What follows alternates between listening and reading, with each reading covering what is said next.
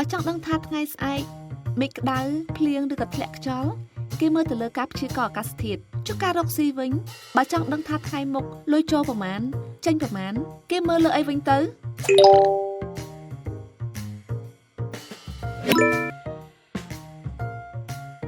ការព្យាករណ៍លំហូរសាច់ប្រាក់អាជីវកម្មគឺជាការប៉ាន់ស្មានទុកជាមុននៅការចេញចូលនៃសាច់ប្រាក់អ្នកអាចព្យាករណ៍ជាប្រចាំសប្តាហ៍ខែឆមាសឬប្រចាំឆ្នាំក៏បានដែរតែត្រូវចាំថាការព្យាករណ៍ដែលកាន់តែគៀកគឺកាន់តែសុក្រិតពេលដែលអ្នកដឹងច្បាស់ពីលំហូរសាច់ប្រាក់អាជីវកម្មអ្នកនឹងធ្វើការសម្រេចចិត្តរឿងលុយកាក់ដោយមានប្រសិទ្ធភាពហើយអ្នកក៏អាចត្រៀមខ្លួនដោះស្រាយបញ្ហាលុយកាក់ផ្សេងៗដែលអាចនឹងកើតមានឡើងដូចជាការកកស្ទះសាច់ប្រាក់ជាដើមបើសិនជាអ្នកចង់ខ្ចីលុយពីធនាគារដើម្បីពង្រីកអាជីវកម្មការព្យាករណ៍សាច់ប្រាក់អាចជួយឲ្យអ្នកប៉ាន់ស្មានថា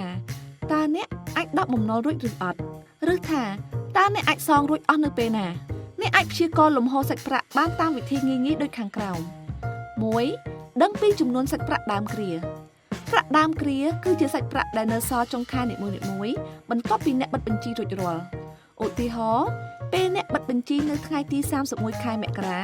អ្នកមានសាច់ប្រាក់អាជីវកម្មទាំងនៅក្នុងដៃនិងក្នុងធនាគារសរុប1 លានរៀលដូចនេះលុយនេះនឹងក្លាយជាសាច់ប្រាក់ដើមគ្រារបស់អ្នកនៅថ្ងៃទី1ខែកុម្ភៈ 2. ប៉ាន់ស្មានសាច់ប្រាក់ដែលអាចចូលសាច់ប្រាក់ដែលអាចចូលមានដូចជាចំណូលពីការលក់សំណងពីអតិថិជនខ្ចីបំណុលទុនបន្ថែមផ្ទាល់ខ្លួន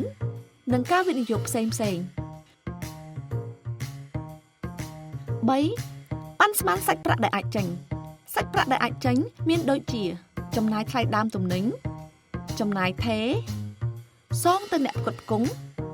ទិញសម្ភារៈឬទ្រព្យរបស់អាជីវកម្មសងបំណុលដកទុនពីអាជីវកម្មចែកភាគលាភជាដើម 4. គណនានិងធ្វើការព្យាករណ៍ដើម្បីដឹងពីលំហូរសាច់ប្រាក់អាជីវកម្មអ្នកត្រូវគណនាដូចតទៅយកសាច់ប្រាក់ដើមគ្រាបូកនឹងសាច់ប្រាក់ចូលដកនឹងសាច់ប្រាក់ចេញនោះអ្នកនឹងឃើញសាច់ប្រាក់ចុងគ្រា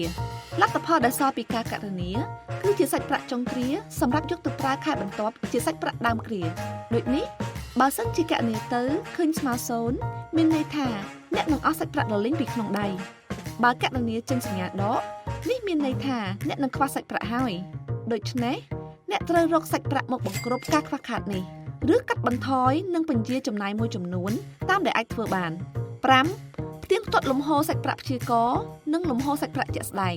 អ្នកអាចយកសាច់ប្រាក់ដែលបានព្យាករណ៍រួចទៅផ្ទៀងផ្ទាត់នឹងចំណូលនិងចំណាយដែលបានកាត់ឡើងជាក់ស្ដែងរួចធ្វើការកែតម្រូវតួរលេខទៅតាមចំណូលចំណាយពិតប្រាកដដើម្បីធ្វើឲ្យការព្យាករណ៍ក្រោយៗទៀតកាន់តែមានភាពជាក់លាក់ជាងមុនសរុបមកការព្យាករណ៍លំហូរសាច់ប្រាក់ទៀងទាត់នឹងជួយឲ្យការសម្រេចចិត្តរបស់អ្នកក្នុងអាជីវកម្មមានប្រសិទ្ធភាពនិងសុវត្ថិភាពដូចជាអាកាសធាតុអញ្ចឹងដែរបើសិនជាមានការព្យាករណ៍ត្រឹមត្រូវអ្នកនឹងអាចត្រៀមខ្លួនបានគ្រប់កលៈទេសៈ